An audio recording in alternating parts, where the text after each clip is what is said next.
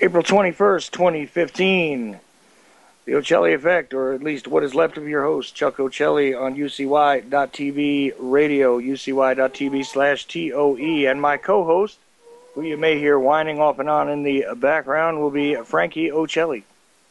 So, let's see if we can keep him happy, and let's see how this goes tonight. Anyway, it is a Tuesday. And I want to thank everybody for tuning in on the TuneIn applications, the applicable application of choice on your fondle slab of choice, etc., etc. I don't have the chat room in front of me or anything else.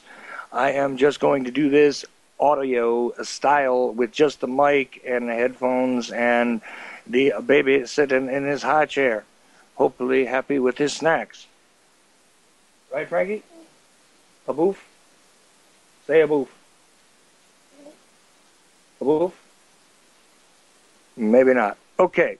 Anyway, on a Tuesday night, I generally have in the first hour Mr. Roger Landry. And he is, of course, the founder and the main ranter at The Liberty Beacon, which you can find on the internet by going to thelibertybeacon.com. And, of course, we're going to discuss some interesting topics tonight. As always, I do believe we're going to touch on one of my favorite subjects, not JFK, though. Not JFK. Anyway, how are you tonight, Roger? I'm always glad to be with you, and I'm just digging the hell out of your co-host. Well, he's not piped up much yet, but I'm sure he will as the hour goes on. So we shall see. That's what the mute button is for. Oh, I know, but right now he's enjoying cookie, so he's happy. Well, have you got a whole box of them? I do, but, just like myself, interests change midstream sometimes. You lose track. You lose interest. You've already gotten enough, and you got your fill of something, so you look for something else. When it comes to food anyway, when you have choices like that. And that's what he does. He eats a ton of something, and then he turns around and decides that that's no good anymore, and since he can't talk yet, I got to deal with the grunts, groans, screams, cries, etc., until I can figure out whatever else it is he's looking for, whether it's a toy, food, drink, So, but we may hear from him from time to time tonight, Roger. Well, that would be delightful. I have 7 grandchildren, and I absolutely, to me, children are the promise of the future. So not to look into their eyes or at their smiling faces or drooling faces and see the future of America. And, that both pleases me, it's a great feeling, and it also scares me because I do know the legacy that we are leaving our children at this point. And you and I have discussed this many times in the past. And I really think that we need to step up to the plate, or we are going to be considered the most failing of all gatekeepers in the history of this country.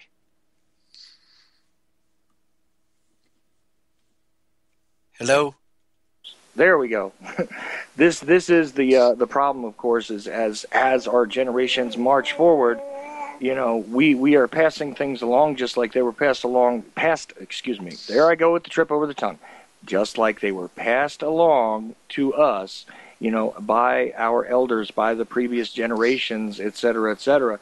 This is the thing. I mean, we're aware of what's going on. I think previous generations weren't necessarily so aware of the big game. And of course, we're going to talk about one of the longest running big games on the population, in modern American history anyways, right?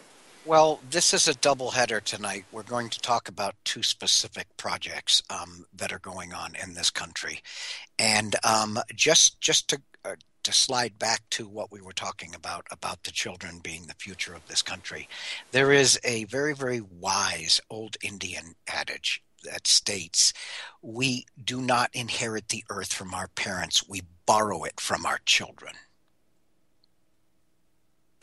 Well, yeah, precisely. And look, it is exactly the correct way to look at it, because after all, what relevance do your previous generations have for things going forward?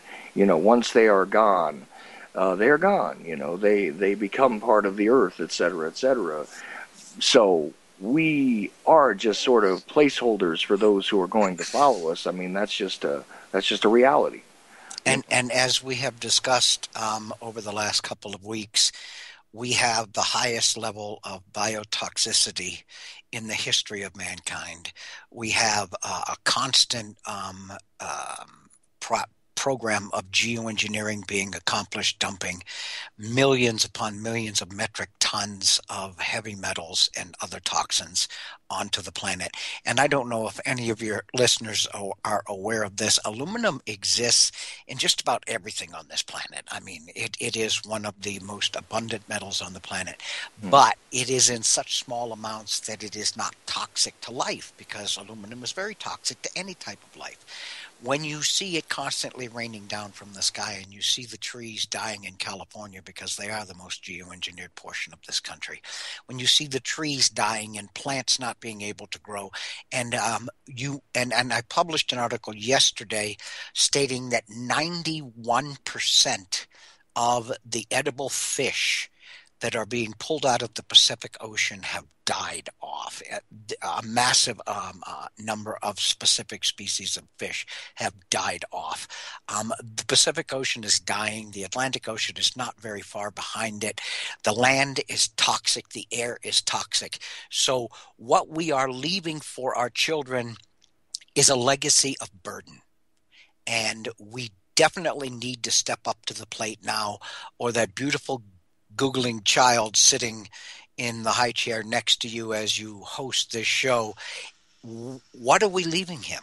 What is he going to have to live through for the next 60 to 80 years because of the legacy we left behind? And not enough people are thinking about that. Oh, what a beautiful sound. Right, there he is, chiming in at exactly the right time. Because you were talking about what we would leave to him, and, well, gee, if he's thinking about it and he knows about it, there it goes. So, yeah, you're right. Well, the biggest question in that article I wrote was the question right at the end, and I put this on a meme I also put out, which synopsizes a lot of this into one small paragraph. And the last question, or the last statement in both of those, is, how will you be remembered? And that is a big thing too. Is exactly how is it that we will be remembered? How is it that history will report our progress, lack thereof, et cetera, et cetera? This is the biggest consideration to me, and this is why I make the efforts that I do. I mean, because one could argue, why even bother? Because we're not going to be here too much longer. And listen, if you want to put everything in relative context, why bother with anything? Because nobody's going to be here permanently. And what matter does it, what does it matter to you as an individual, as a particular individual? Well, there's something called caring about others and caring about, the future and caring about your children and other people's children, everybody's children, in fact, and hoping that we can improve upon what was left before us, so far as what it is we have them inheriting, although what it is we're returning to them that we have already borrowed, right? Absolutely. And if you wish, we can step off into this article because this article is going to spark a lot of conversation between you and I. As a matter of fact, I doubt if you're going to let me get through the whole thing before you jump in because we're going to touch on a very controversial point tonight. The issue that you're waiting for me to discuss is not going to be the as in-depth conversation as you might like because we've got two points to discuss here. But one of those points is going to be very controversial. Well, I cannot wait to hear this because I do enjoy controversy. I enjoy things that are not necessarily part of the mundane, as it were. So, and I don't care, what it is. Controversy is always interesting because it provokes thought, if nothing else. Even if information is, spurious in some controversies, et cetera, it always does provoke thought, investigation, and sometimes it teaches people exactly how to spot those who would seek to continuously lie to you. So controversy, I think, is a healthy thing in moderate doses. So well, let's do it. We live today in what can be considered to be the most controversial time in the history of this country because we do see everything converging on us. We do see the health issues due to the GMOs, due to the biotoxins, due to the vaccines, due to the massive drugging, due to the geoengineering. We do see America marching across the planet in a very imperialistic fashion, involved in warfare or hostilities across the face of the globe. We do see political tyranny. We do see our rights being eroded. We do see our freedoms being eroded. We do see economic tyranny perpetrated on us by global elitists and global bankers and financiers, the money changers of the world. So we're looking, even if you consider, how our children are being taught today, Common Core is a huge controversy. I just published an article about a teacher who won Teacher of the Year and then stood up right after she won the award and said, I'm quitting because I cannot continue along the lines that Common Core is forcing me to go. So in every direction today, we are seeing an attack on the American society. It's not just America, but we live in America, so we must first focus on where we live, because if you can't clean your own house up, why should you tell anybody else their house is dirty? So we are living in the most controversial period in the history of this country, and I don't believe we will ever see this much controversy again going forward, because very soon, and I'm talking about in less than the next decade, all of this is going to be settled. Whether it's settled that we will be an authoritarian society, whether we will be ruled by a dictatorship and a police state, whether we will stand up, regain our freedoms, and reinforce our founding fathers' wishes that we have a constitutional republic. All of this is going to be settled over the next decade. We're not talking about generations. We're not talking about centuries. So I do believe that we are sitting here today in the epitome of controversy in this country. Would you agree, Chuck? Well, it is, I don't know if it's the most controversial time, but I'll tell you this, it is a time when you can be aware of the controversies the most. This is absolutely crystal clear. Awareness is what we base reality on, because if you're not aware of something, it isn't reality. So if we're basing this on our awareness of and our ability to react to these controversies, again, what you've done is reinforce my point. More people are aware of these controversies today than have ever been aware of them. So we must, by default, live in the most controversial time. I guess that is one way to look at it. It's just that, in hindsight, though, Oh, one oh, can I see. examine historical situations and say that there were many more controversial times in this country's history for certain, you know. But it Well, we wasn't. didn't have mass media, so how many people were actually aware of them? If the town crier was sick, you missed news for a week. Well, right. There wasn't contemporaneous awareness. Mass media wasn't what it was. The electronic media didn't develop into what it has. There was no independent media at one point. There was nothing at other points. Like you said, I mean, the town crier, gee, you were lucky if you had one of those even. Not every town had a town crier. They might have all had gossip circles, but not every town had a town crier, right? Gossip goes back through to the beginning of mankind and the initiation of verbal communication. You got it. But anyway, the point is that this all does have to do with the current reality, and one could say that there is no way that we would ever have the awareness level that we have. So therefore, by default, yes, we would not have the same controversy. Per I have seen more and more reports in the mainstream media, whether it's the BBC, whether it's CBS, NBC, or anything around the planet. I have seen more and more times where they have admitted that more people are awake and aware to what is being perpetrated against them than in the history of this planet, and that it is growing at an exponential rate. And you've got to believe that each and every one of these elitists are squirming in their chairs, and just the thought of that brings glee to me. Oh, me too. Because the old adage about not being able to commit, the most evil acts are committed without the light of day. That kind of thing. And I know I'm paraphrasing it badly, but the point is that yeah, when you're shining light on cockroaches, they tend to scatter because they're not going to gather in the light, and the most evil of things are always done in the darkness. So yes, absolutely. This is the great point. So I can't wait to get into this article, Roger. Sorry if I'm in kind of an odd mood, but it's been a strange day. I'm a little I'm a little jealous because you've got your co-host sitting right next to you, and there's nothing on this planet that can cheer you up more or make you feel more alive or make or bring the awareness of what you need to do to protect this child to the forefront than having a beautiful child like that sitting right next to you. So yeah, I've got a little bit of jealousy here, but I totally understand your mood, my friend.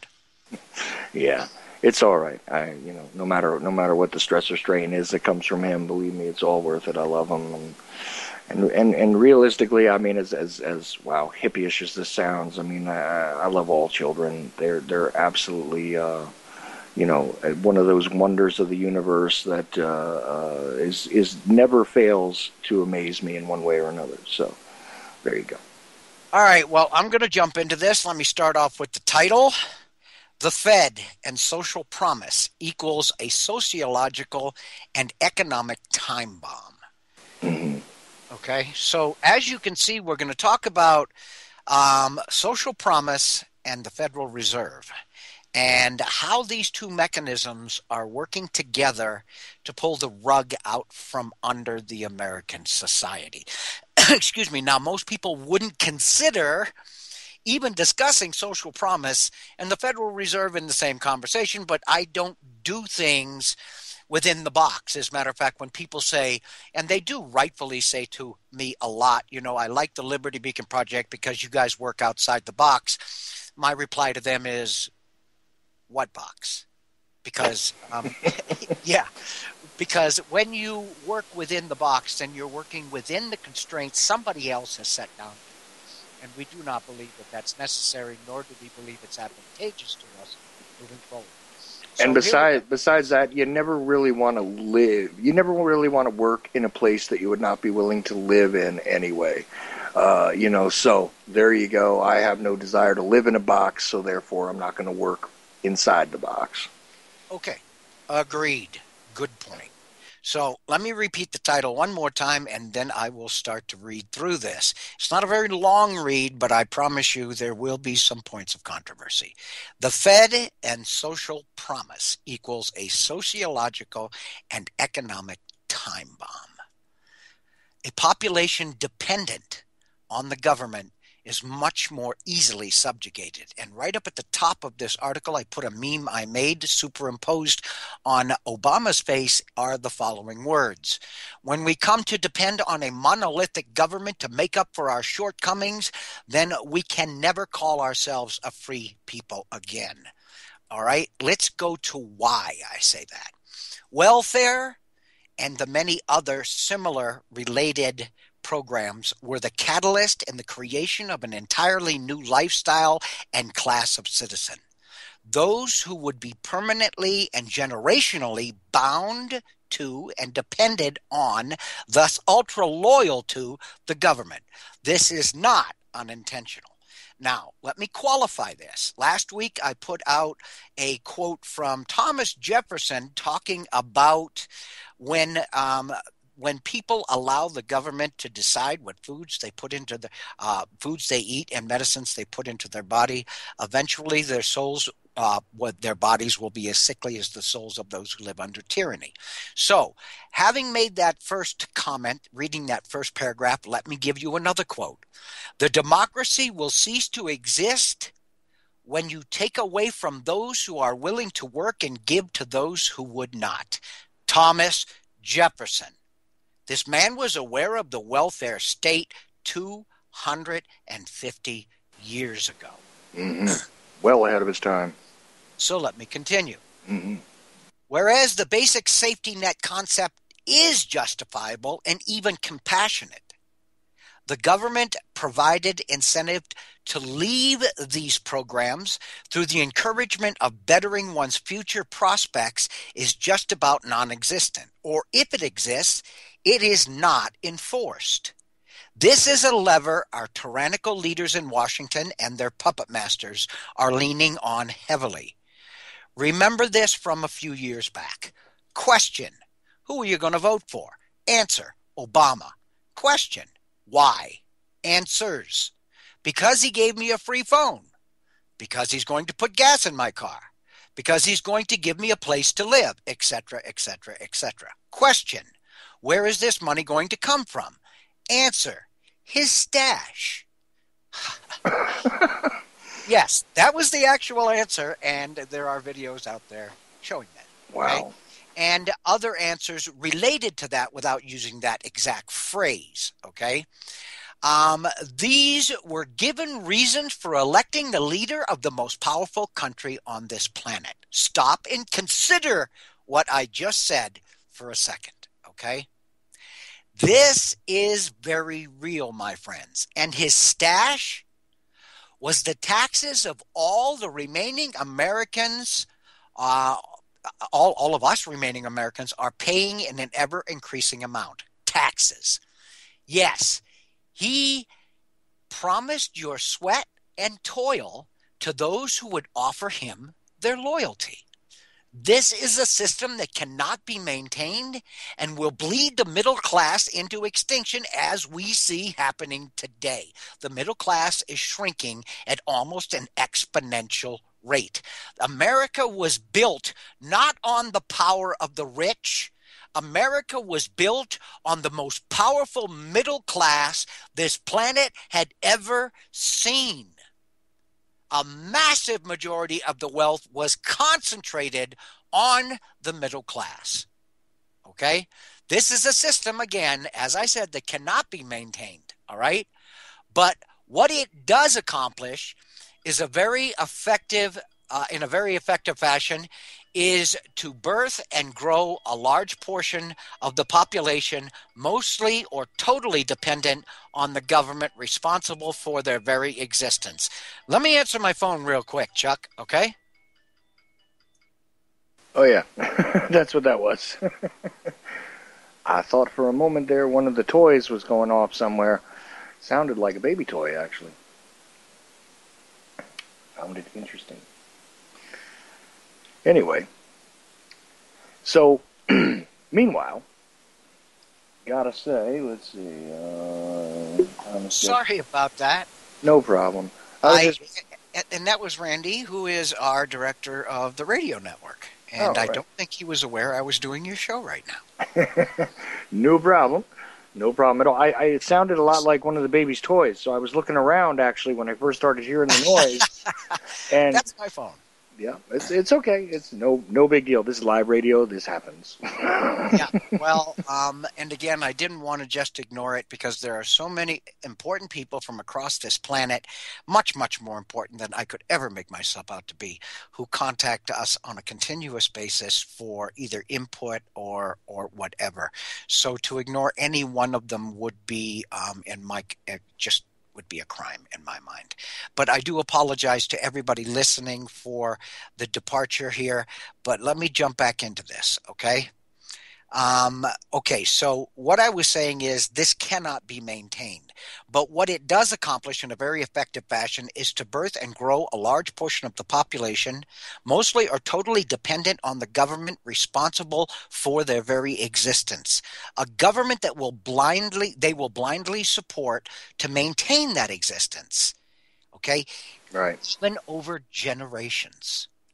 Now, try to take those promised social benefits, handouts, or gifts away and watch these citizens get angry, because a lot of these projects, programs, whether it be welfare, whether it be food stamps, have turned into generational situations. We have families in this country that have been on welfare, been on food stamps, been on socialized medicine, been on, housing, whatever benefits for generations. Okay. Now, if you try to take this away from them, all right, watch these citizens get angry and rise up to defend what they now consider to be their just dues. This is now a considerable chunk of the population to be used for political leverage, as observed in a smaller way, but still extremely applicable to this situation, by our very president's actions in both 2008 and 2012. And that comment is justified by the one I read above, where people were asked who they were going to vote for and why. And if you think that that was just a small percentage of the population that voted for him, you need to go back and do some research into the 2008 and the 2012 elections.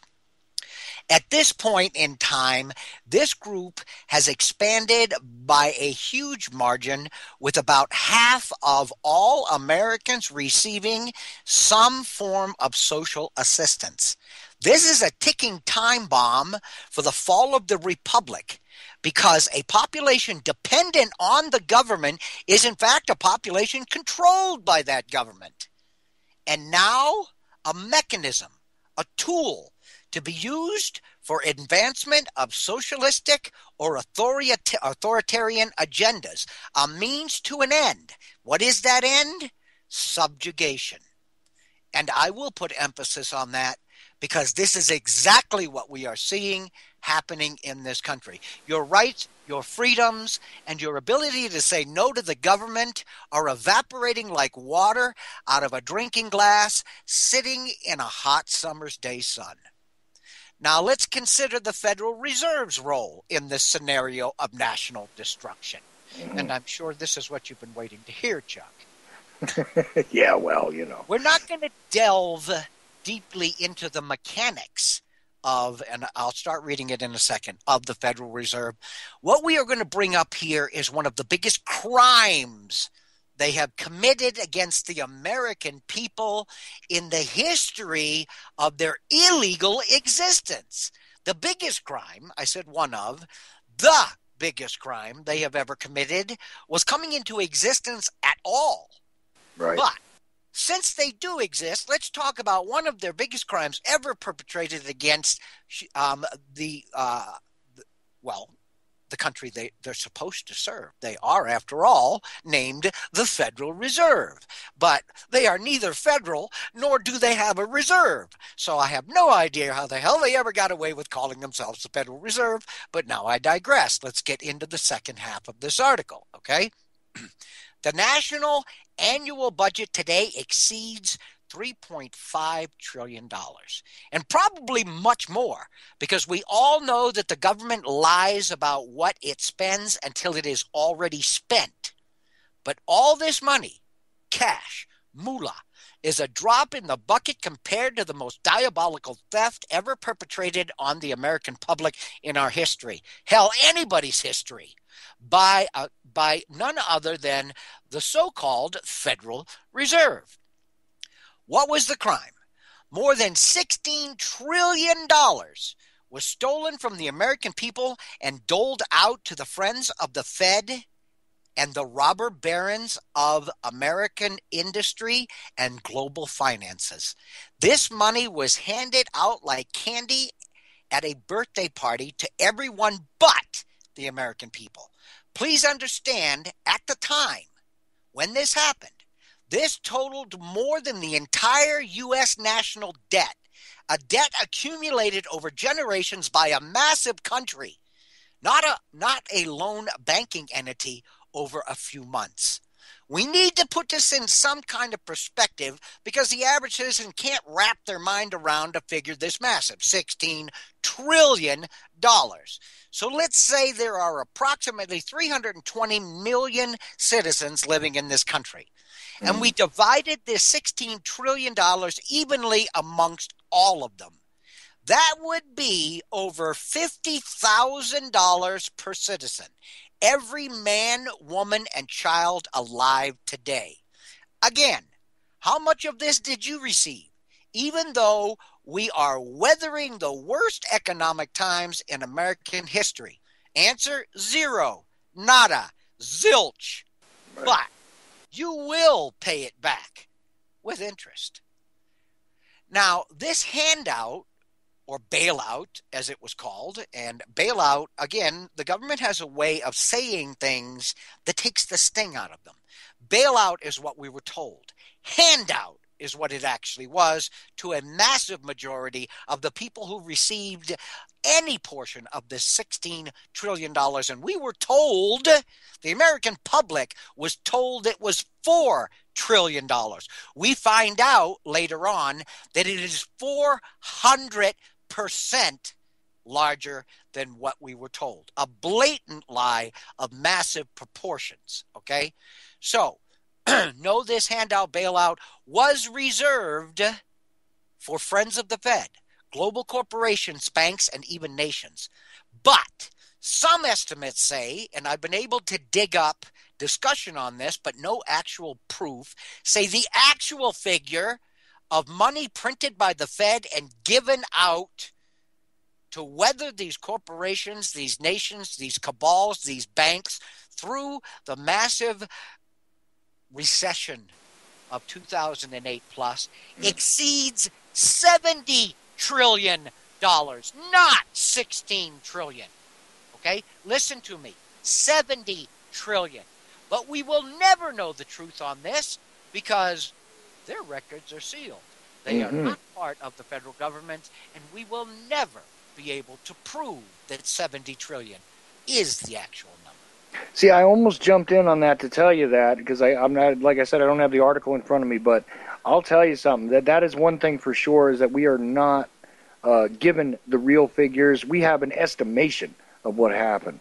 That's one thing. The other thing is to try and wrap your mind around even 1 trillion of anything is mind-boggling to begin with. Well, you stop to figure. Initially, we were told it was going to be a couple hundred billion. Then we were told it was several hundred, something like 600 or 800 billion. Then we were told it was 4 trillion. Later on, we found out with everything thrown in, it was 16 trillion. And now in the shadows, there are people stating we're talking between, and this is what I've been told, between 70 and 90 trillion dollars was printed and handed out across the planet. All right. So what we need to understand when we're talking about even 16 trillion, but let's say 70 trillion. Let's just say, for argument's sake, it was 70 trillion. We won't go to the high end, 90 trillion. Let's say 70 trillion. Let's imagine what this massive money printing boondoggle has done to the value of the dollar. You flood the world with cheap American dollars. You've trashed it. You've made it almost worthless. Funny money. just like the value of the Russian ruble just before the Soviet Union collapsed from within. This is when it took a bushel basket of rubles to buy a loaf of bread. But the shelves were almost bare because the industry had also collapsed with the Well, collapse of the ruble. well, right, because few people understand that as you print money, it's not a matter of just print more and it's fine. The newly printed money literally devalues the existing money, and the overall money supply. The more it expands, the more the value plummets. I mean, it's directly a direct correlation between the two. In So, 1913, just before the Fed was birthed, okay, a dollar was worth a dollar. Comparatively speaking, today, a dollar, the same dollar, since the birth of the Federal Reserve, is worth approximately 3 to 4 cents.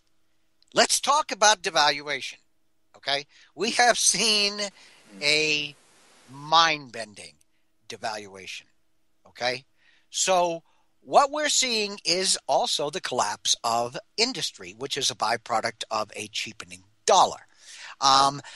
So not only did we as American citizens receive nothing from the bailout to the elite and every other power broker worldwide, but you can expect and will eventually see inflation on a massive scale. When they talk about the collapse of the dollar, what this is going to cause is a huge round of inflation. Huge. Okay? But let's get into that a little deeper. What you can expect will eventually will see is inflation on a massive scale creep into your life because the Fed can only artificially hold down so long this massive inflation. And right now it's being done artificially. Now, when this happens, the second the kick in the teeth will arrive as we find just feeding our families, keeping the electricity on, hell, putting gas in our car becomes next to impossible. Or, and let's run a comparison here from what I just read a paragraph ago. When a loaf of bread costs a bushel basket of greenbacks, will our government be there to dip in their stash to bail us all out?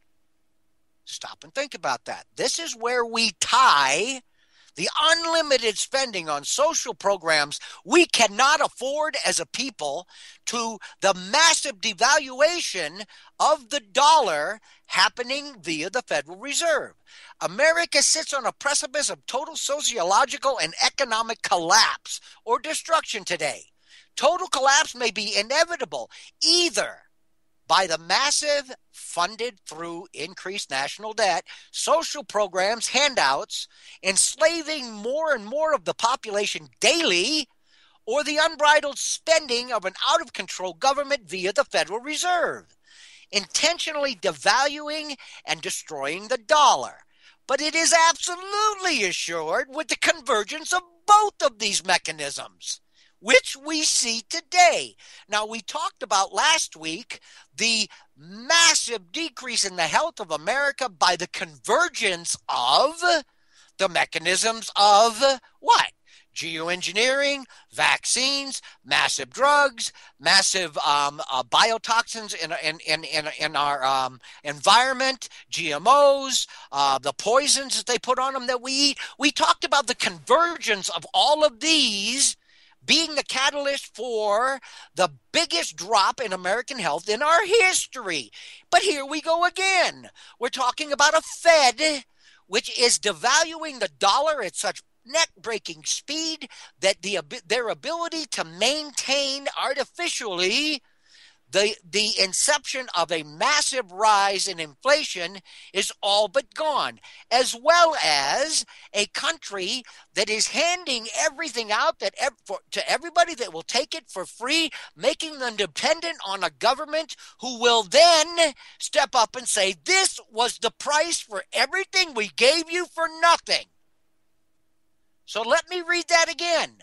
Total collapse may be inevitable, either by the massive funded through increased national debt, social programs, or handouts enslaving more of the population daily, or the unbridled spending of an out-of-control government via the Federal Reserve, intentionally devaluing or destroying the dollar. Mm-hmm. But it is absolutely assured with the convergence of both of these mechanisms. Each of these mechanisms in their own right is a catastrophe for America, whether it be sociologically or economically. But combined, they make for the perfect storm of economic ruination and the total subjugation of we the people. Is any of this sounding familiar to you people out there? Are you angry? Have you had enough?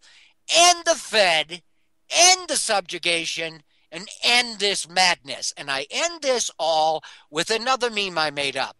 In America today, the only reality that overshadows the stark ignorance of the general public is the overwhelming greed and complicity of those they let rule over them. End of story. And as with all of these other things that we talk about, whether it's the health of the population, it is the psychological dumbing down of the entire population, there are always plenty of complementary sub-mechanisms that also go along with this. I mean, I've talked about it several times, the devaluation of labor. The devaluation of labor is separate from the devaluation of the dollar. So your labor is devalued while your dollar is being devalued. That means that effectively a job that might have paid $1 at some point now still pays $1 when it's regardless of the inflation. Then you have people actually coming around for less money than used to be, or for less than what was the standard and all that. These mechanisms all work together. Also, the lower sort of quality of products and everything else having been introduced, still for prices which end up being, you still have the high-valued dollar on the low-valued product. The products got worse. The employment got worse. The systems all got worse.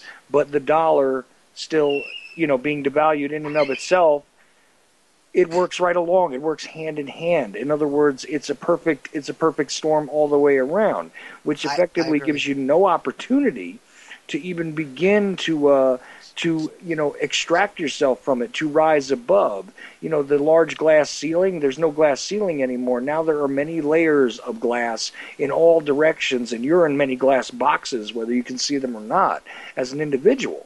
And that's what it comes down to. It's not a matter of, the pursuit of the almighty dollar anymore, because the dollar's no longer almighty, and there isn't much that you can use to pursue it, unless you want to get yourself into more debt, which creates more wealth for the system, which perpetuates the system, et cetera, whether that's through, the educational thing with the college loans and all that. It all walks hand in hand.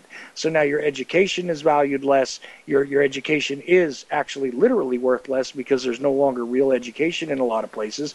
Your labor is now worth less, and your labor is actually a lesser thing to begin with.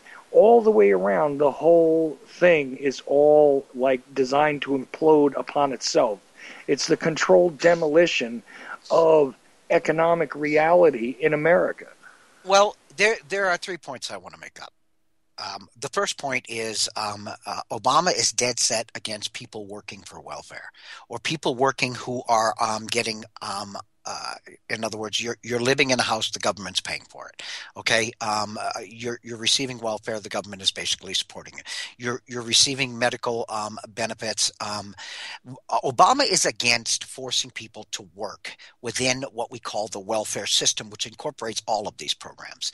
I would tell you that with the massive amount of people that are on government handouts or government doleouts, and again, I do truly believe, don't anybody think, and don't ever come back at me and say you're not a compassionate individual, there has to be a safety net. I totally agree with you for those who actually need it. But when we're talking about generational families who have lived for 2 or 3 generations, yes, this is a fact, my friends. Look it up. Do some research on welfare. Now what you're talking about is exactly what Thomas Jefferson said. And let me read the quote again. The democracy will cease to exist when you take away from those who are willing to work and give to those who are not willing to work. So let's take this one step further, okay? If You take everybody who is receiving benefits and say, we have a road that needs to be fixed. We have bridges that need to be repaired. We have an infrastructure that is failing. And rather than having the government take more money out of your pocket and my pocket to do this, when they are already supporting you in so many ways, you can come out for 20 or 30 hours a week and help us to accomplish these projects. This man is dead set against it. Why? Because this destroys, in the eyes of those who are getting something for nothing, the idea of getting something for nothing. So what it does is it starts to tear down that total allegiance or loyalty they have for him. All right? So that's one point. The second point is, you talked about the cheapening down of labor. I have heard, and I have read several, I've heard the radio shows, I've heard experts and economists talking, I have seen articles written on economists having discussions about this topic. One of the reasons why you flood illegal aliens into this country is to lessen the cost of labor. Now, how do we accomplish this? One, they're willing to work because they're getting work permits. They're getting driver's license. Okay? These people are getting medical care. They're getting housing. When Americans can't get these things because they don't qualify, if you perform an illegal action and come across the border, we're going to give this to you. But what are they willing to work for? They're willing to work for less than the unionized membership of this country is, or the professionals in this country are. So what happens when a company can say, I know how much experience you have, but I'm not going to hire you for $15 an hour because I've got somebody who's willing to do it for $12 an hour. So what have they done? I'll tell you what happens, and this speaks to the third point. I'm going to combine the second and the third point together. You get laid off as a professional. You were making $20 to $25 an hour. You go on unemployment benefits, which could exist for up to 2 years now. All right? You sit back for almost 2 years, you do nothing, and then you decide my benefits are about to run out. I need to get back into the workforce. And what you find out is that gap in your resume of 2 years of doing almost nothing is basically a black mark to any employer. And he's going to look at you and say, all right, you have 30 years of experience. You're asking for $20 an hour. I have somebody with 10 years of experience who's asking me for $15 an hour, and you now are desperate because you have come to the end of your handout, okay? And it's really not a handout because you pay into unemployment, but you come to the end of that. All right. So you need to go back to work. So now you are willing to settle for that $15 or maybe even $14 or $13 an hour to take the place of that kid who's only got $10 an hour and 10 years of experience because you desperately need that job. What we are seeing is the erosion of the middle class in this country due to the cheapening of the labor force and due to the eroding or the erosion of the abilities and skill levels in this country.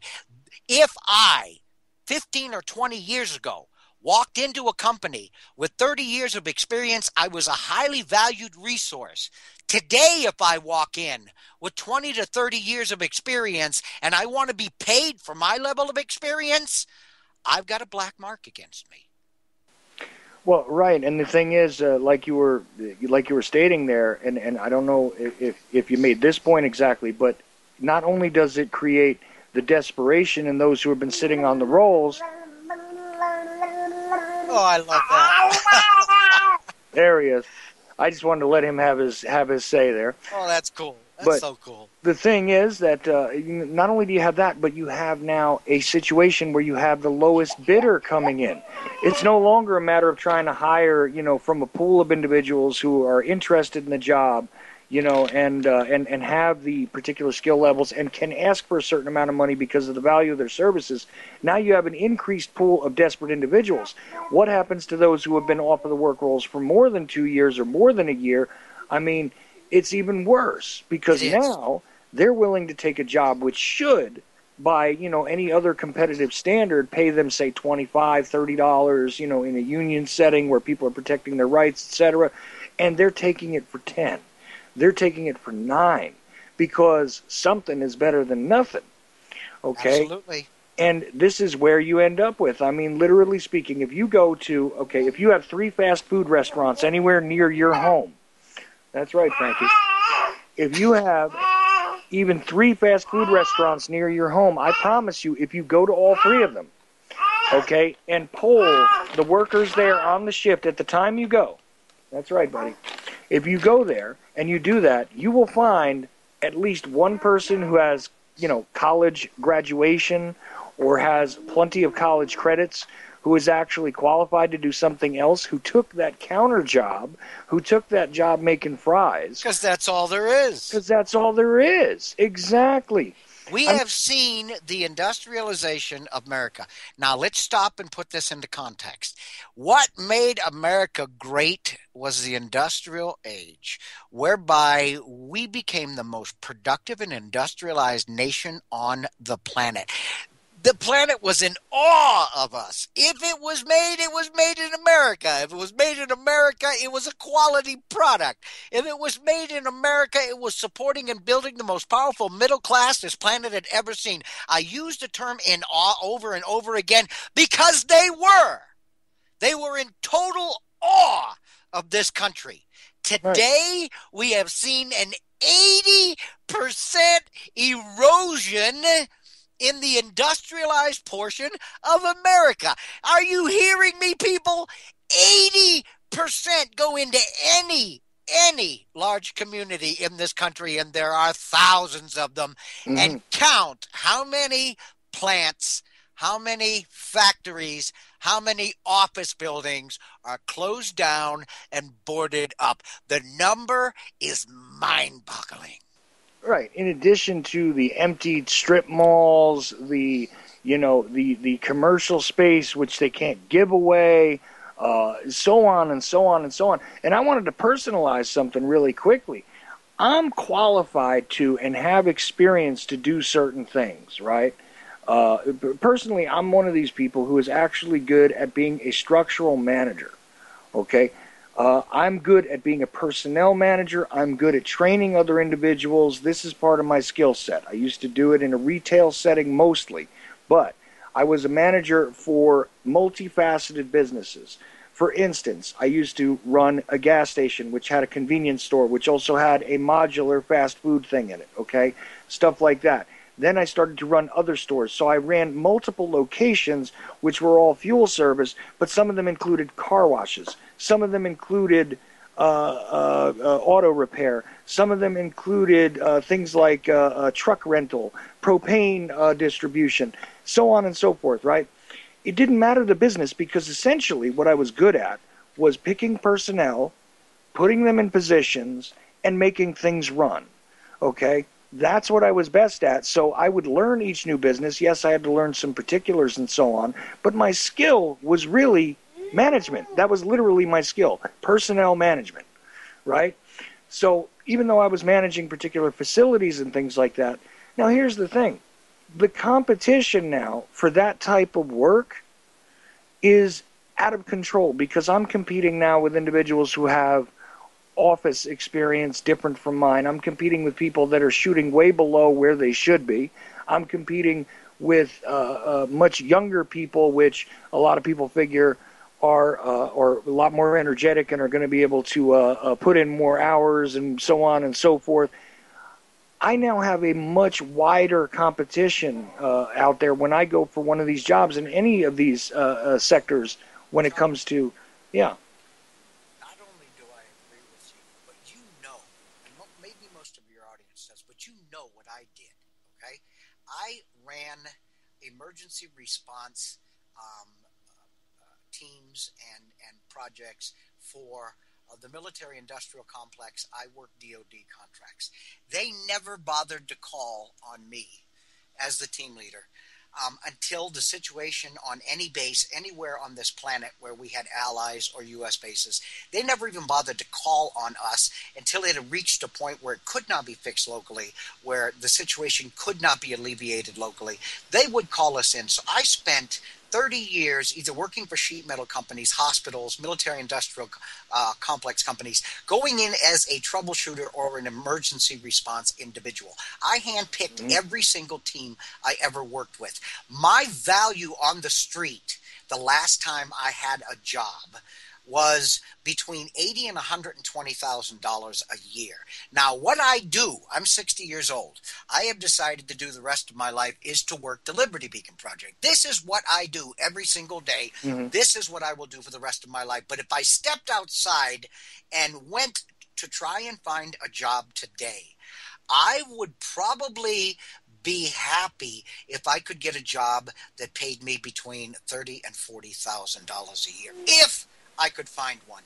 And my resume would fill up a freaking file box. Well, yeah, see, that was the conclusion I was going to tell you, is that, to give people a quantitative way of understanding what I'm talking about, is that in 1999, we'll take it back a little further. In 1997, when I was somewhat untested but well enough known to be able to put into that position, and I could be brought and recruited by others to do stuff like this, and I was thought of to be valuable in any sort of business setting where I had to manage, human resources, right? Any one of those situations, my value on the street was between starting salary would be about $50,000 a year with bonuses. Bonuses that came for making things more efficient. Bonuses that came for increasing profit margins. Bonuses that came for increasing overall revenue, in conjunction with changing distribution and things like this. In other words, if I could improve the place, I would get paid more. $40,000 and $50,000 a year, that's the way I would start, right? Nowadays, trying to go for these jobs, and I'm doing it now, and I'm having no success, to be honest with you. I haven't really talked about this much on the air, but I'm having a terrible time trying to get my day job work back, okay? That's right, Frankie, you know it. Anyway, I'm having a terrible time with it, right? But do you know what they're starting at now for somebody like me, even trying to go in to do one of these jobs? $20,000 to $25,000. Not even that. They give you an hourly wage, no salary anymore. Okay, hourly wage, and the hourly wage is generally about, $2 above minimum. So you're talking about $10 per hour when they expect you to work. They only allow you to work 40 hours. So let's do the math really quickly. You're talking about less than $25,000 a year. So less than half value. From 1997 to almost 2017, we're coming up on. You know what I mean? But let's just look at it, right? You're talking 15 plus years difference. The money is cut in half.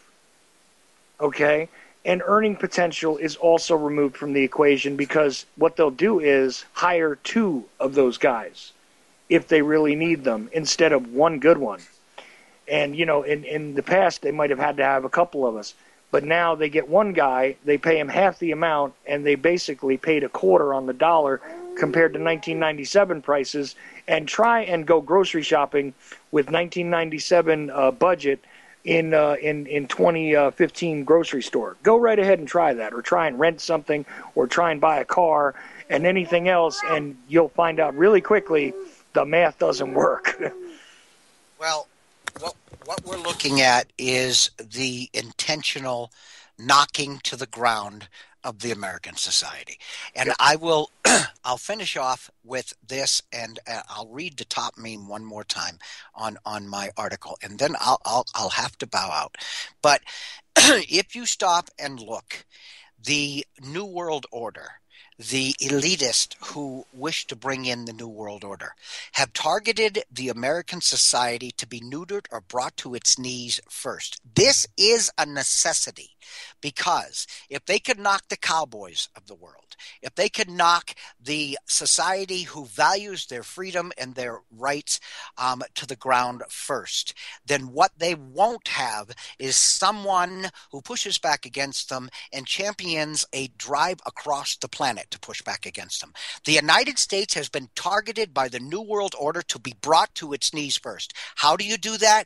You destroy the world's most powerful middle class, or you subjugate them via programs, handouts, via the government that make them dependent upon that government. Here's my final quote, and this is the meme that sits at the very top of this article. I made this up a year ago, and it reads, "When we come to depend on a monolithic government to make up for our shortcomings, we can never call ourselves a free people again." I dare anybody to push back against that statement. I dare you to prove it wrong. You can't. Nope, absolutely. And I'll tell you one other thing. You know, it's very simple strategy. If you want to try and make sense of it, let's just go with the prison rec yard strategy. What do you do when you want to get the entire population out there to pay attention, to do as you say, to fear you, to fall into line? What do you do? You take out the biggest man, the strongest one that you can find, that you can lay your eyes on, and take him down. And guess what? We were the big boys in the big prison yard. So therefore, they got to go for us first. Absolutely. Okay? And that's the way it is. That is absolutely the way it is. And Frankie chiming in on occasion there. I don't know how well anybody can hear him, but I'm sure you can hear him from time to time, Roger. It's been a pleasure. You know, it's like, to me, that's like music. And to have him chiming off in the background on occasion added some character to this show. He knew that. See, he agrees. You see that? He did his little hand thing for you right then and there. Right when you stopped talking, he just went, bap, bap, bap, bap. Which is as close to talking as he's going to do right now. But hanging out with me, he will learn how to speak. I promise you that. All right, my friend. I know that you've got another guest coming on, and I do have to bow out. But as always, Chuck, you give me a great venue to vent, and I always feel better after your show than I did going into it. Well, we did stay kind of calm this time. I guess maybe it's just because my mood is calmer when I'm around Frankie. But, oh, are you sad that Roger's going? Okay. It's all right. Roger will be back next week, Frankie, okay? Okay? Oof. He said oof, which is his favorite little thing to say. Okay. So, there you go. But Roger, excuse me, Roger Landry, everybody, from The Liberty Beacon, all one word, thelibertybeacon.com. Sad you're going. Okay. For the article that we discussed tonight and many, many others, Roger, I can't thank you enough for coming on the show every week and all the things you do. And, well, every article we ever discuss on your show are articles I have written. So well, I have done the homework. Oh, absolutely. And that's the other thing. I don't even know how it is that you have the wherewithal to always put this stuff together, knowing all the other things you're involved in. So, you know, and everybody keep an eye out, because there's lots of other websites that are coming out that are partnered with the Liberty Beacon, are part of the Liberty Beacon. All that information, though, you can just start with thelibertybeacon.com. And, Roger, I can't thank you enough, sir. Well, you have a pleasant day, my friend, and we'll be talking again soon. Absolutely. Roger Landry. So, now, I got to tell you, this is one of those things, and now he's going to crank up on me because I'm trying to talk a little more, right? Well, let's see what we can do for the boy. Anybody else who wants to call in, by the way, and talk to me or the little one, I will give him a pair of headphones if I must. I don't know if he'll keep them on, but I'll give him a pair of headphones if you guys want to call in and talk to Frankie even. It's fine by me, 718-717-8296, or if you're on my Skype list, feel free to drop on in. I'm having a little trouble grabbing up my guest for the second hour, so who knows what's going to happen now, but let's see. Six. Okay. And it is. Okay, alright, let's try.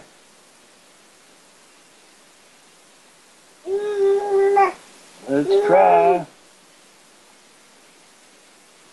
Oh, nope, still dropping. Frankie, you want to entertain the people for a minute while Daddy tries to connect this phone call, or what? Let's see. Here we go.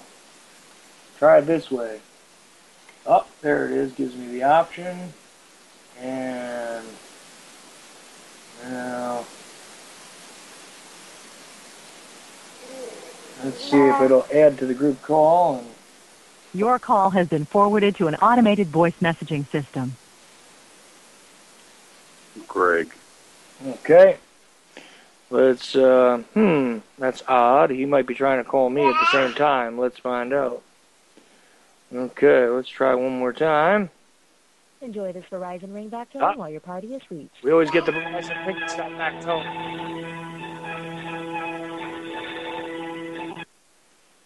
tone. Dr. Ford here. Dr. Ford, you might have forgotten about my show. No, I didn't. No, I didn't at all. I actually tried to call in, but I didn't get the right number. So I got your other number. So anyway, I was expecting you to call, Chuck. So are we on the air? Yes, we are on the air, and actually, I have a co-host. I have a co-host tonight. Okay. Go ahead, say something, co-host. No? Yes, co-host. Wait, Aboof, say something. You know, he was making noise before. My co-host is Frankie tonight. Oh, okay. Oh, Frankie. Oh, okay. Okay, yeah. Well, hey, I can't lose with Frankie. Hey, my first name is Frank, of course. So anybody that is my namesake, I know he's going to be talkative and lucid and quite the host. So anyway, named after my. I like the name Frank too. I got lots of cousins named Frank that were all named after my father, and of course he's named after my father. And I always like the name Frank. It's just a solid kind of name. It is. It is. No question about it. So anyway, he's got a cookie in his mouth, so he'll probably. There he goes. Oh, there we go. Oh, okay. All right. Well, my host will be along very shortly.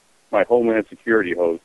So to have some contribution concerning what she has learned about the Jade Helm.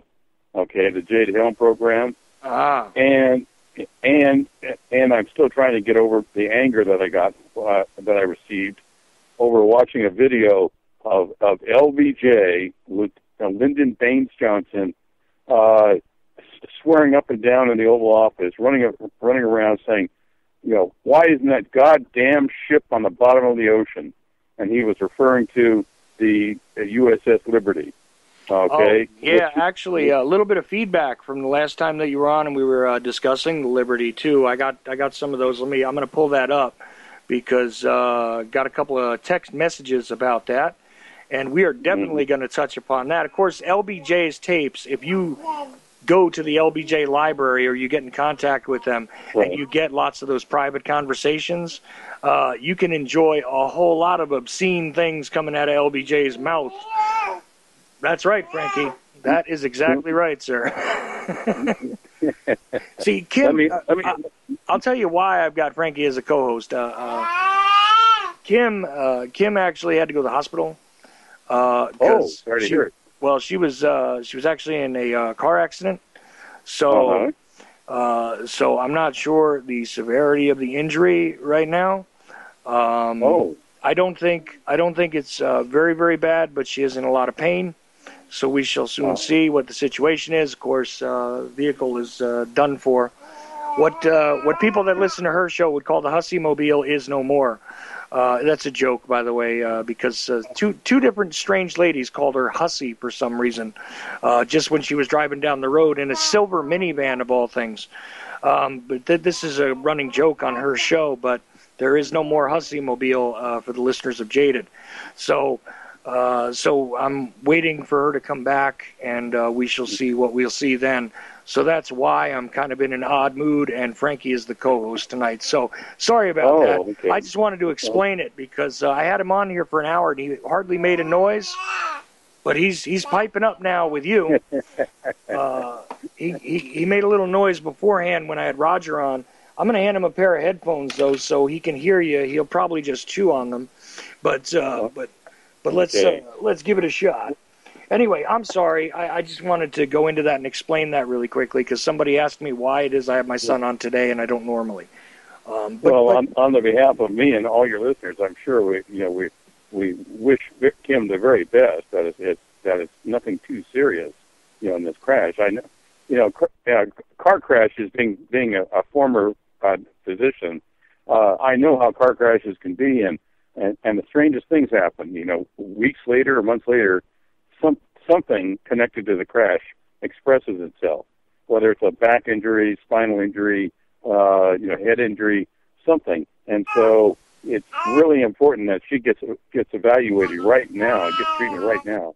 Right. The first time I actually had a neck fracture, believe it or not, I was walking around for about 2 weeks afterwards with just a terrible headache. And it was from an automobile accident where I literally had a bone broken in my neck and was not aware that that's what the problem was. I figured just my head was hurting from the impact.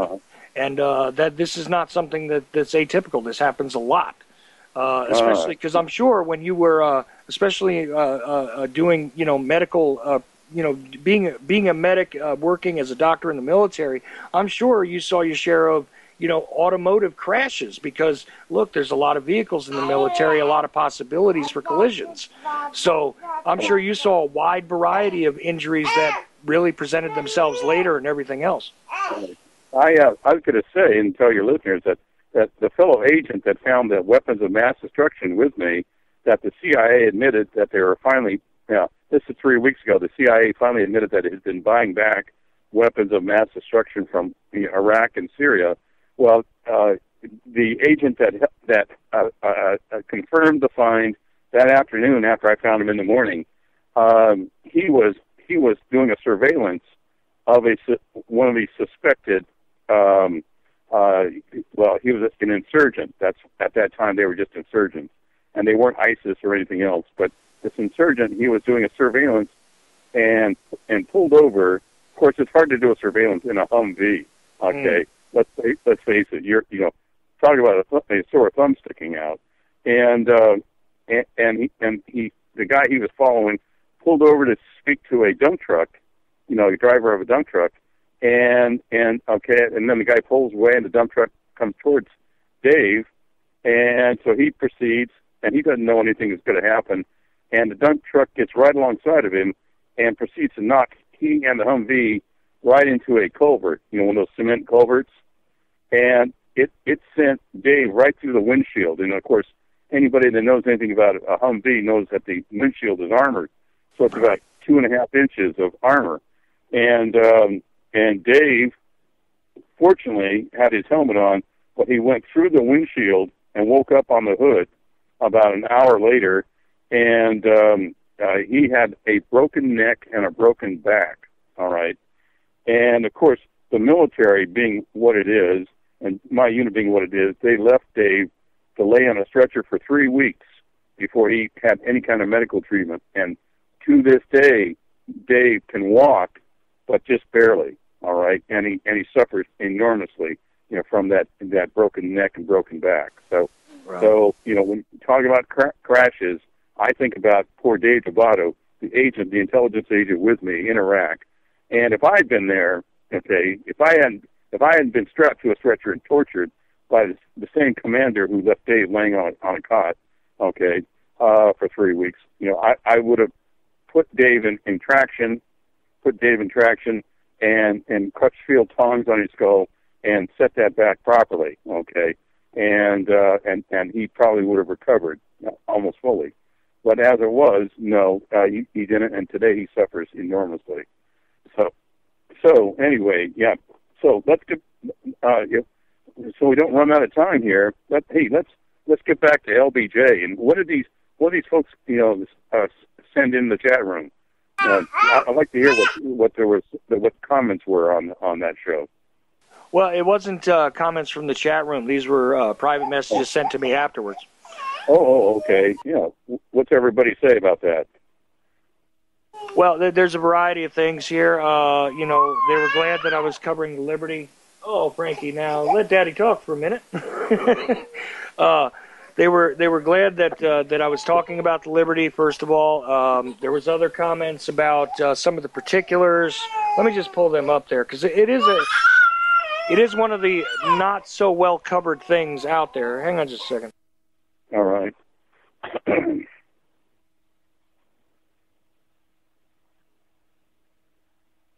Well, anyway, as I was saying, there was.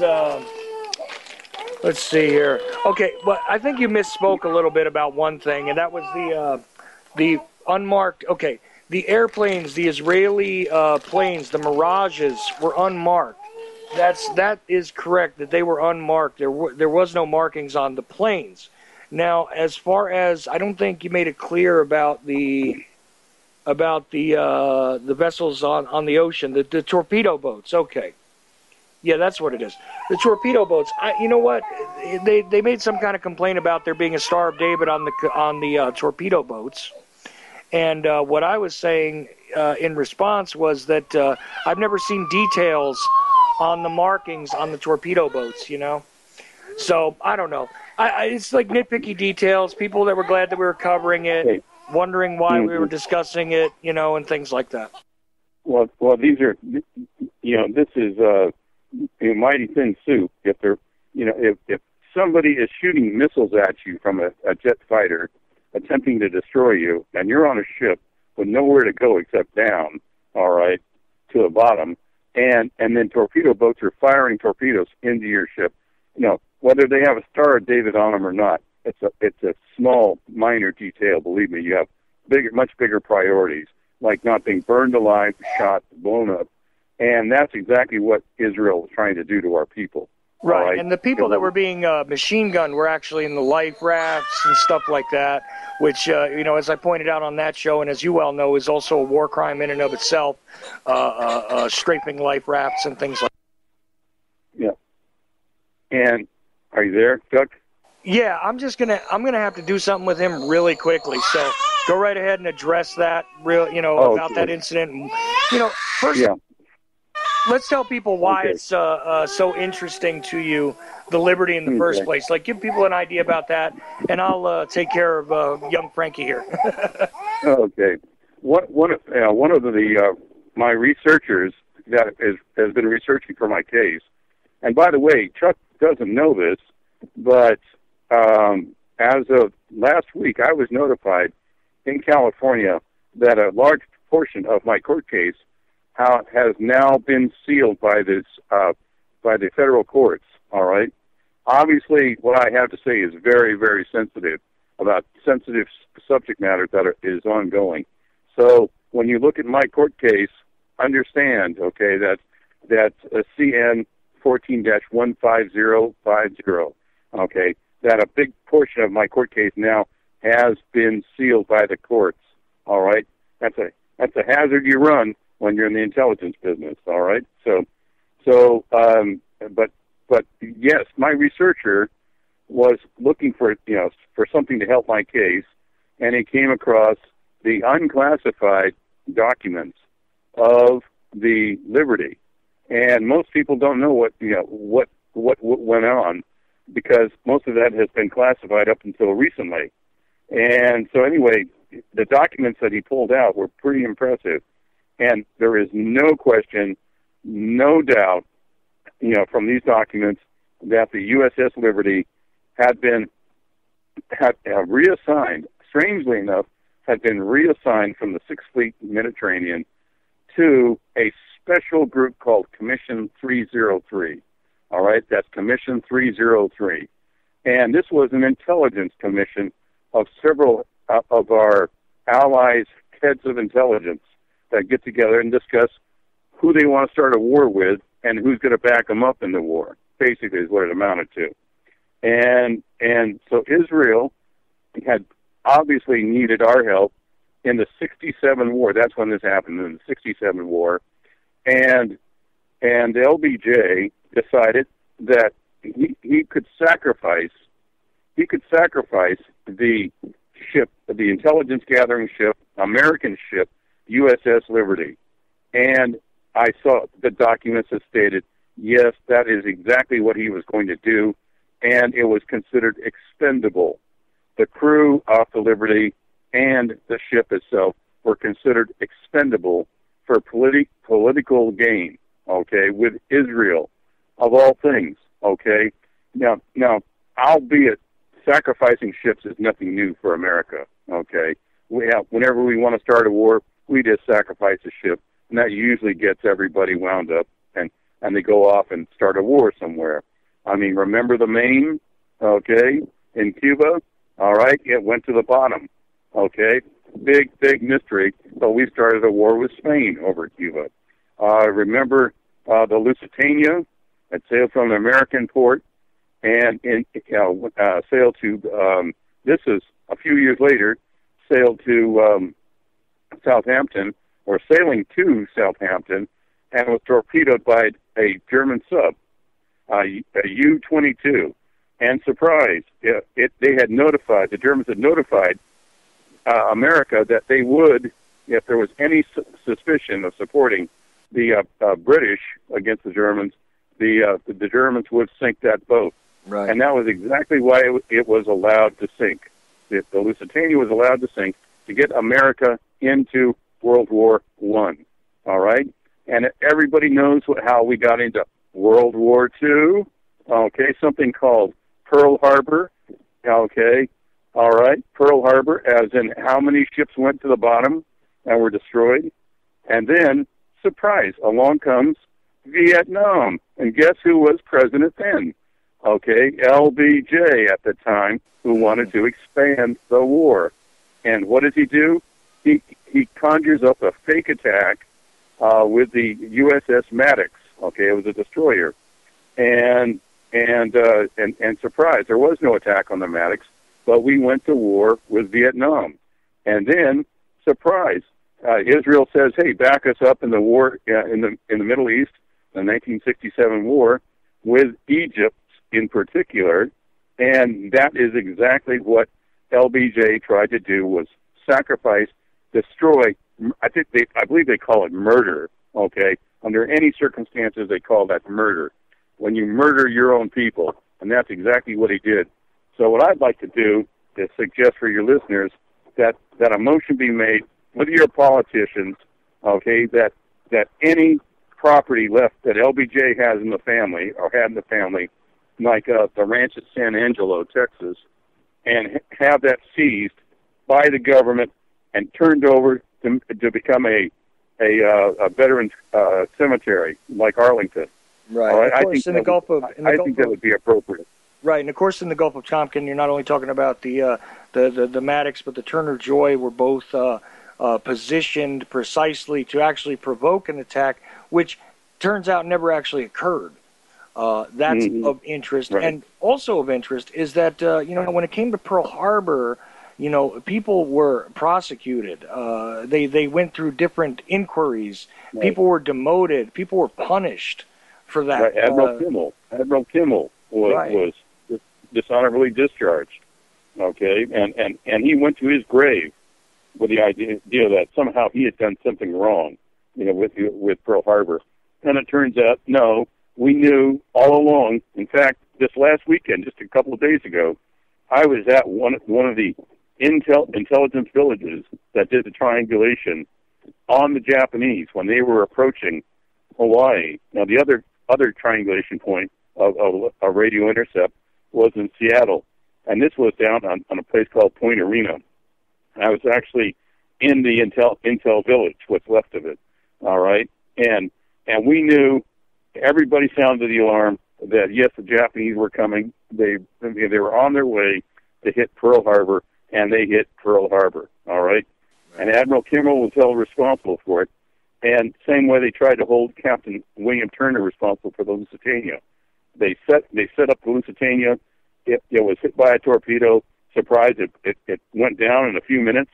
okay, like 15 minutes, and went to the bottom, and close to 1,800 people died on the Lusitania. All right, but and the person who set up the Lusitania was somebody named Winston Churchill. Okay, Winston Churchill of the High Admiralty. Okay, who wanted to pull America into the war, and that's exactly what they did.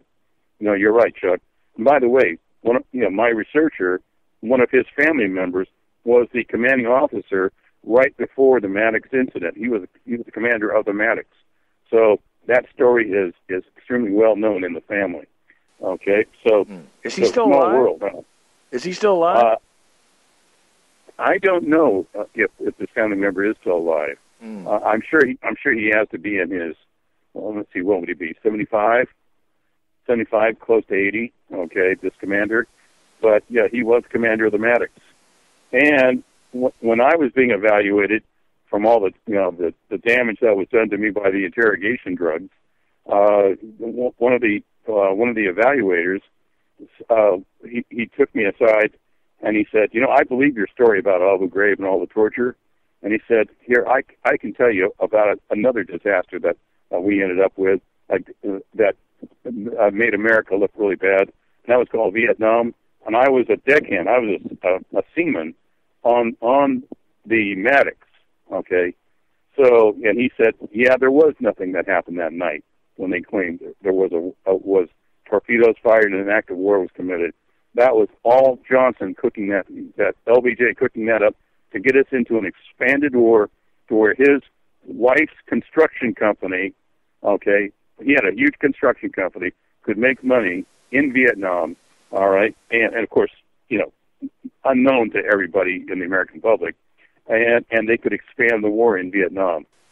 That bastard turned right around and then tried to have the USS Liberty sent to the bottom, killing all those sailors. I saw the rafts, by the way.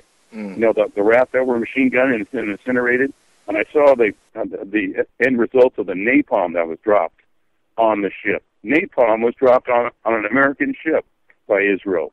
Okay, and the irony of that is who's one of the strongest lobbying groups in America right now?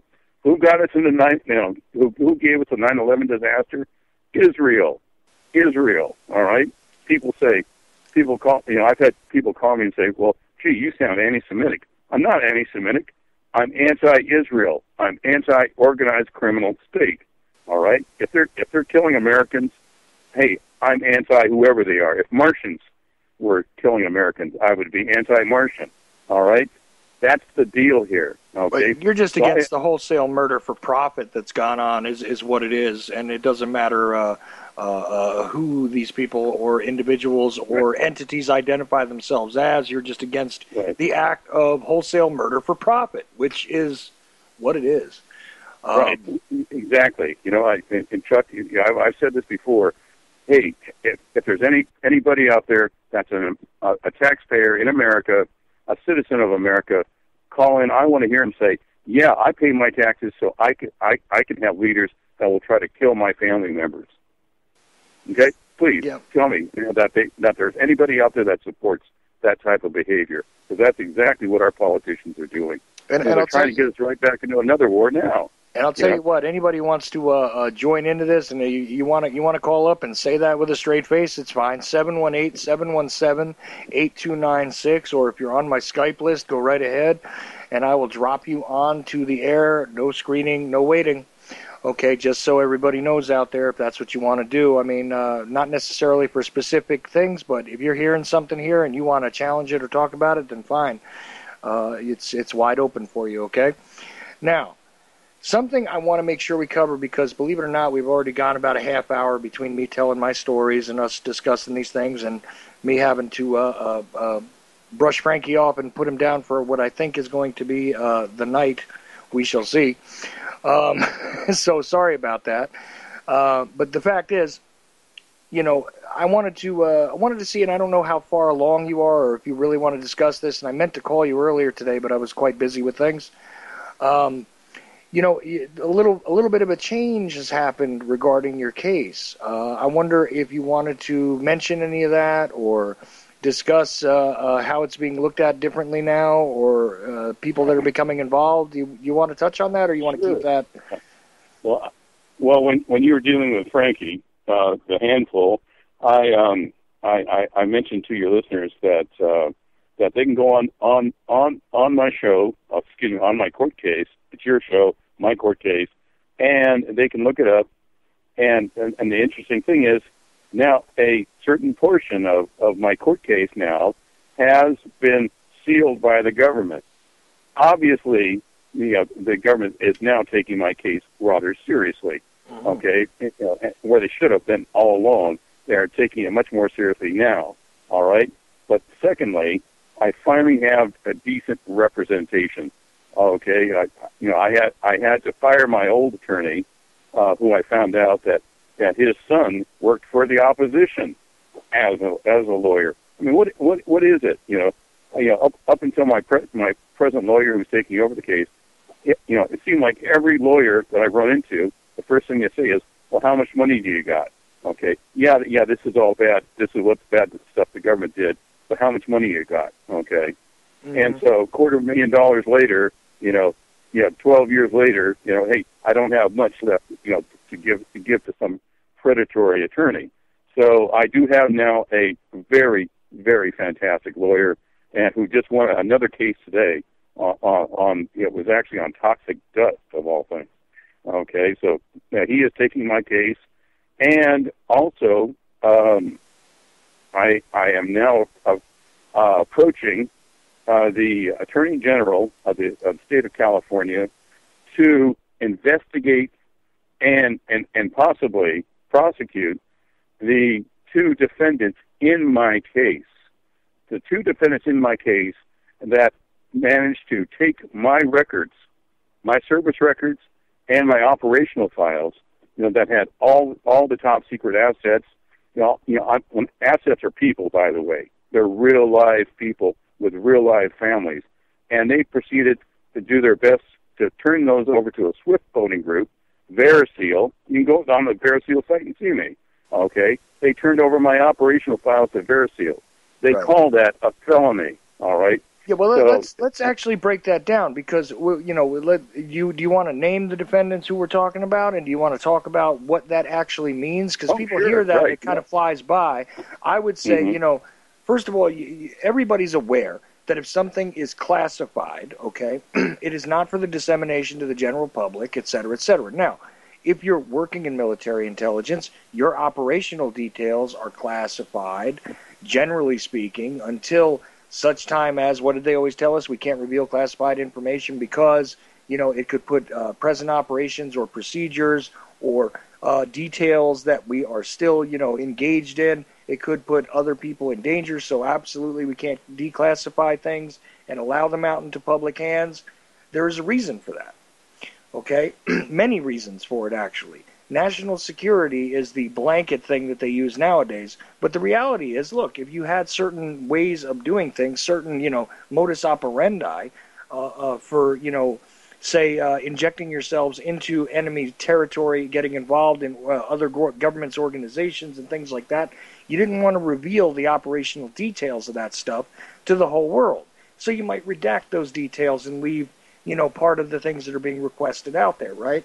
Stuff like that. But meanwhile, a whole lot of stuff which they wouldn't give to you, which they didn't want to give to the general public, which was only supposed to be seen by people that had certain clearances, what happened? That's exactly, you just named it. That's exactly what happened. Is they had access to my files, these sensitive files. I mean, people go to prison, and hopefully these people will. That's okay. I'll prosecute my case after they get out of prison, as far as I'm concerned. But yes, it was a Lieutenant Colonel Ryan and a Captain Victor Artiga that took my files and turned them over to a SWIFT voting group. And with their own little story, and surprise, the SWIFT voting group is a CIA front. Okay, and it concerns the torture that went on at Abu Ghraib. I filed the charges to stop it, so that's that's how the government reacted, was to take and disappear my files. I have 30 years of highly sensitive operational files and my personal files that just disappeared overnight. I found out they were responsible. They sent it to this group, and this group, the CIA front, put my stuff, my operational material, including names, names, places, who we had working for us, who we had trying to save our lives in Iraq. They put it online. All right, they put it online. So that's why I am going to the Attorney General and demanding that a prosecution take place. I don't want to hear anything else. I am demanding it this week. All right, and if anybody thinks, oh, big deal, so what? Hey, they can ask any of the 12 kids that were with me there at Abu Ghraib that all went to prison. Okay, they went to prison for following these people's orders. These are the very same people that were telling these kids to quote soften up these detainees and do all these terrible things, psychosexual things to these detainees. It was these people, and then these people turned right around and had those kids prosecuted. Okay, when the time came, the whole world saw what happened in 60 Minutes. In the 60 Minutes Abu Ghraib, right. I think even my grandmother knows about it. Okay, and those kids all went to prison, and I knew those kids personally. Okay, and they went to prison, and I tried to testify on their behalf, and this group specifically prohibited me from testifying in their defense. So now I find out that it was this group that took my files and turned them over to try to destroy my credibility when I filed charges against all the torture that has come out. Well, that's the other thing. They've gone public, and they are responsible. They're literally the root of all the information on the internet that tries to discredit your stories. They are exactly where it all comes from. Even when I've seen other articles that are, written by allegedly independent journalists and things like this, if you take a look at their references or if you look at their footnotes when they include them, guess what? It all goes back to this whole Veriseal thing, which, as you stated, is yet another one of these, disinformation or informational assets, depending on how you look at it, of the intelligence community. And you got it. There it is. So, if anything in my mind, of course, because I'm one of these guys, if anything in my mind, the moment that the agency is trying to discredit you is the moment that I really need to start paying attention to what you're talking about, because, they don't go out of there. They don't sick the dogs on, on anything but fresh, choice meat. And, that's what it is. So, if you were, and here's what I'm going to say, and I hope you don't get offended, but if you were just a kook who was making up a story, they would not bother with you. They would just let you run your mouth and let you run your course, as they do with many other people who do make up stories about pivotal events or controversial events or historical events of interest. They let them run. They don't bother them. They don't try to discredit them, because hey, the more the water is muddy, the better.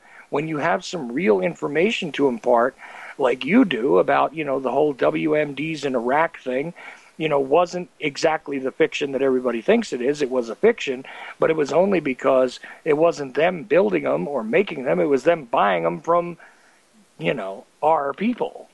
And I hold up air quotes because, I don't consider the Bushes anything having to do with my people, but technically speaking, I guess they still are American to some degree.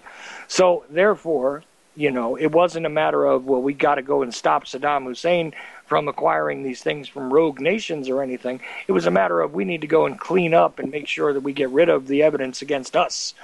And when I say us, in this case, it would be the Bush family, the crime syndicate, the military-industrial complex contractors and distribution hub known as the Carlyle Group, et cetera, and we all know who benefits from all of that and who has benefited, and that's what the bottom line is there. So between that and the revelations that go way beyond even what they explored in that 60 Minutes piece regarding Abu Ghraib, regarding the fact that you were willing to speak out about it, regarding the fact that you did your job trying to put a stop to it, to file charges, to end the practice in general, guess what? Another reason that, that you're saying something that they don't want heard. So, bottom line here is that the agency is only going to sick their little doggies on the people that have some actual meat. The people that are out there making up fictions are not the targets of these people. You have been targeted.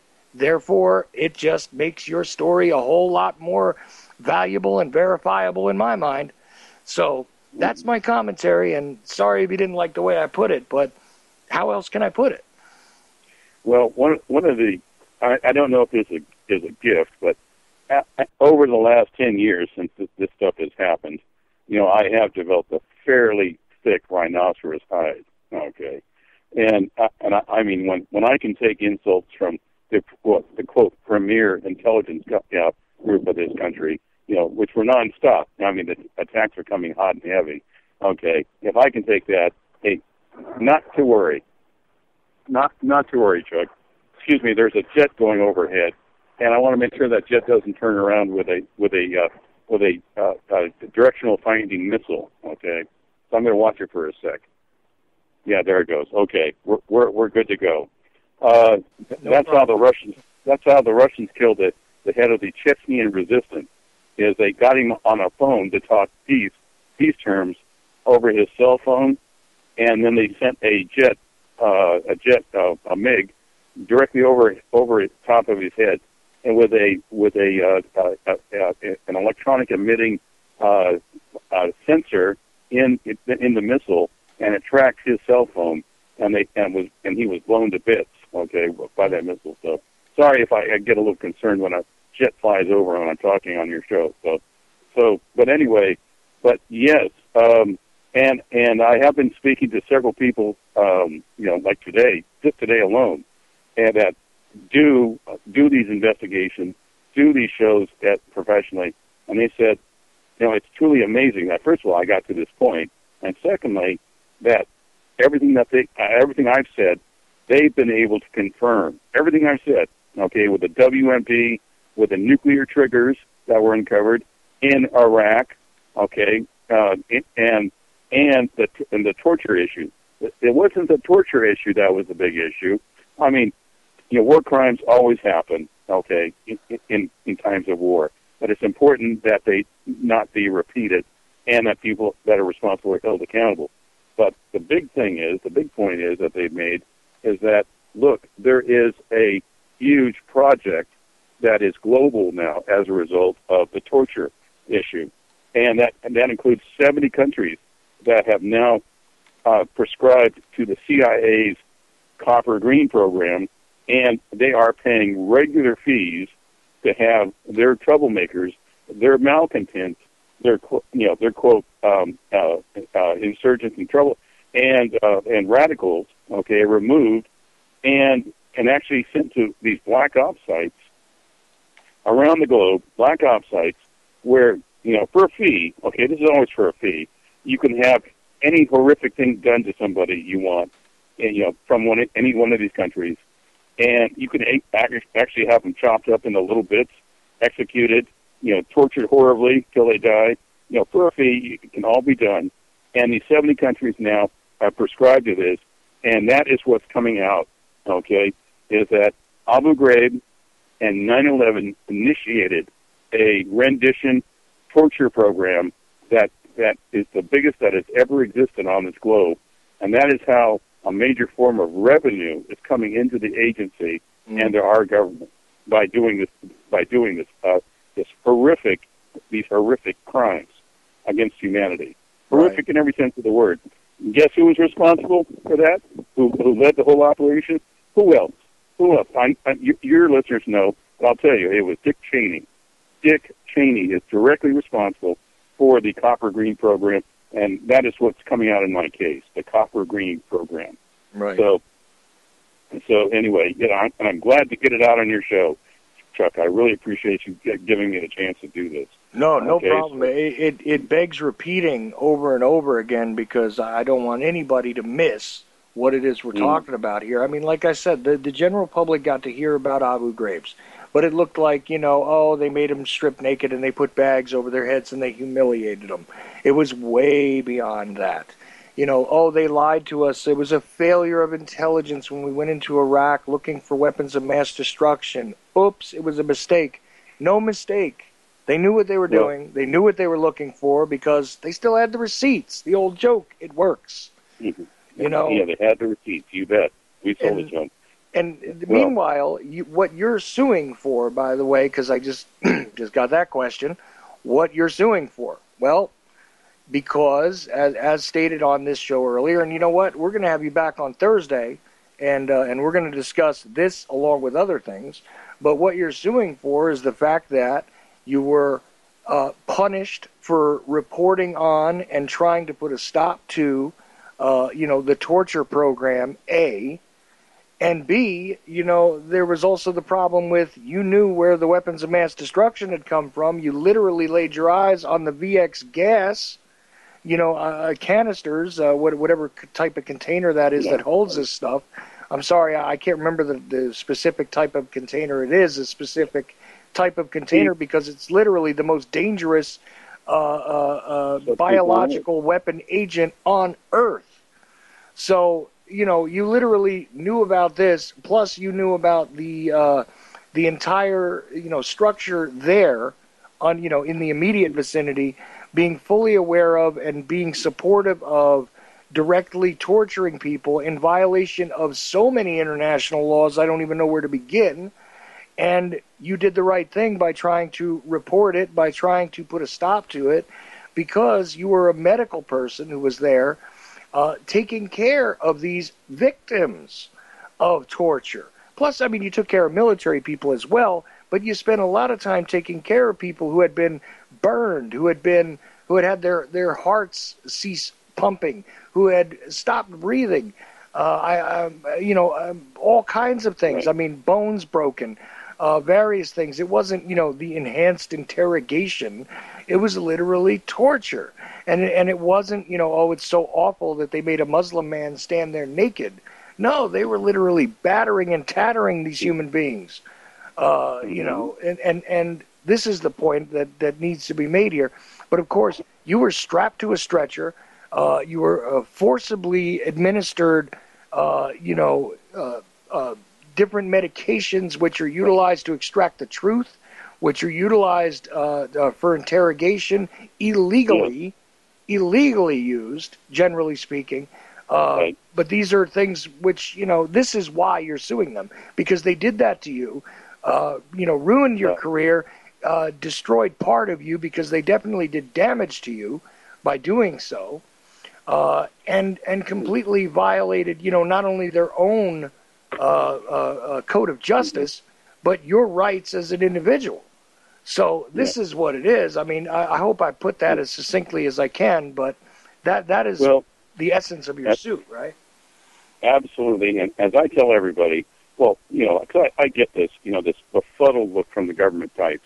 Why are you picking on us? Well, let me see. Is there anybody in America that would not take exception to being strapped to a stretcher and tortured and having a big chunk of their brain destroyed? I actually had part of my brain ablated. Okay, you can actually see it with medical tests.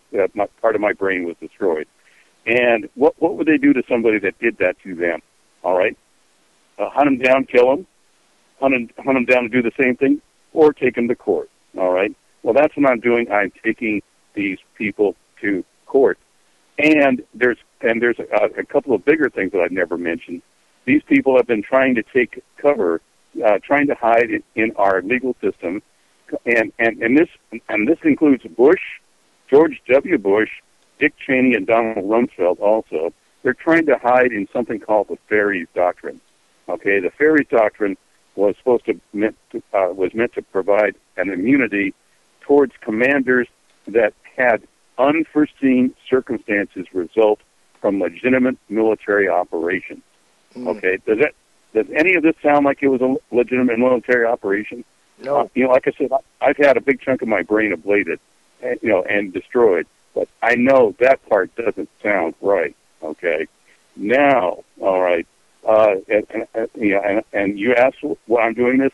I would like to have that travesty of immunity called the Perry Doctrine removed, so we can't have these sleazy, slimy, tyrannical politicians, all right, take refuge in it, and these commanders that are busy looking for six-figure salaries when they retire, like my commander did. Okay, he's got a six-figure salary of from torturing kids, torturing people, murdering people. He got a six-figure salary, hiding the fact from the American people that there were weapons of mass destruction that were ours. He did that too. Okay, two of the defendants are working now for the Carlyle Group, making six-figure salaries. All right, Mm-hmm. I want that removed. Okay, that's why I'm doing this. I think everybody can understand that and have a good parable of understanding in these terms. Okay, is that how would they feel if they were tortured by somebody and this was done to them? Okay, especially when they had been obeying the law.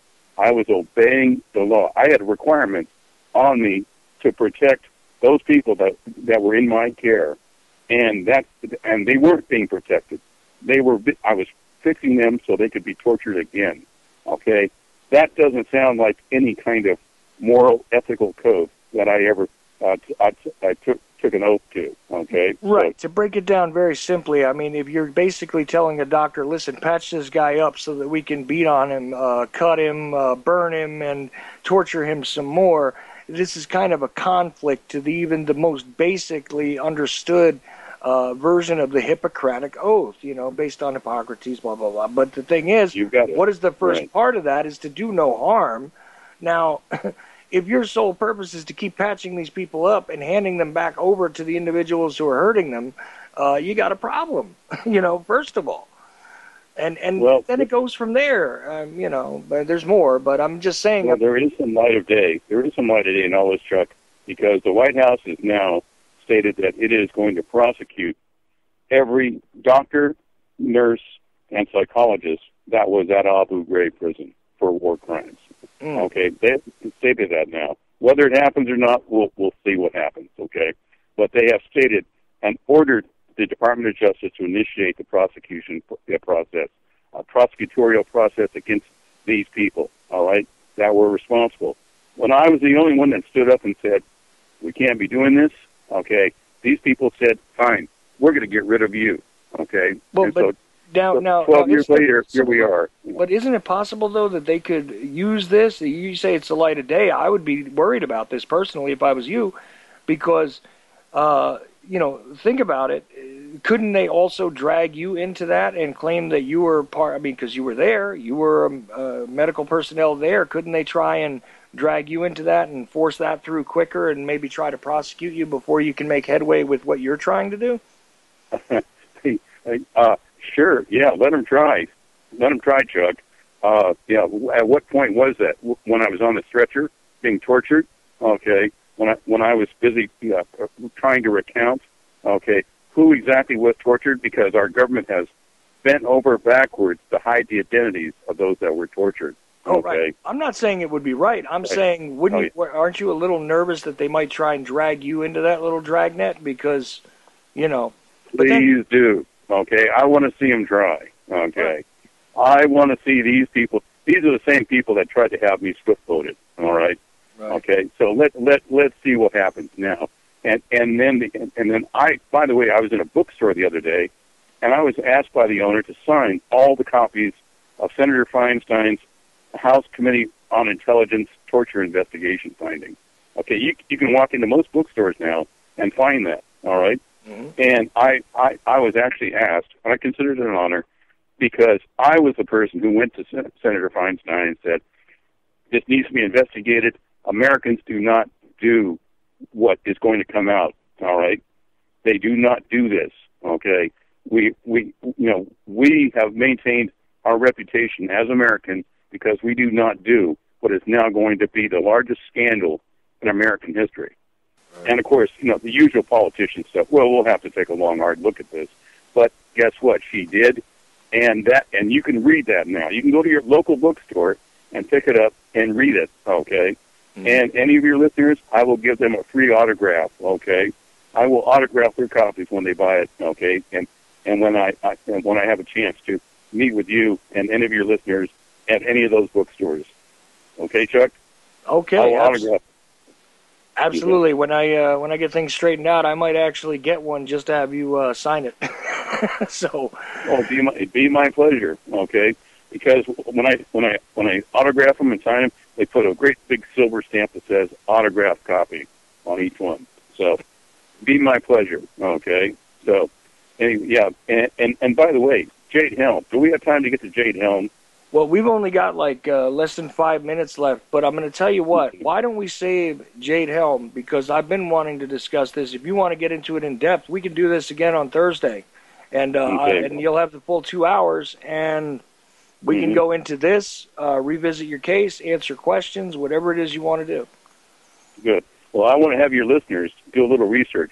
I mean, an informed listener, as far as I'm concerned, is worth their weight in rubies.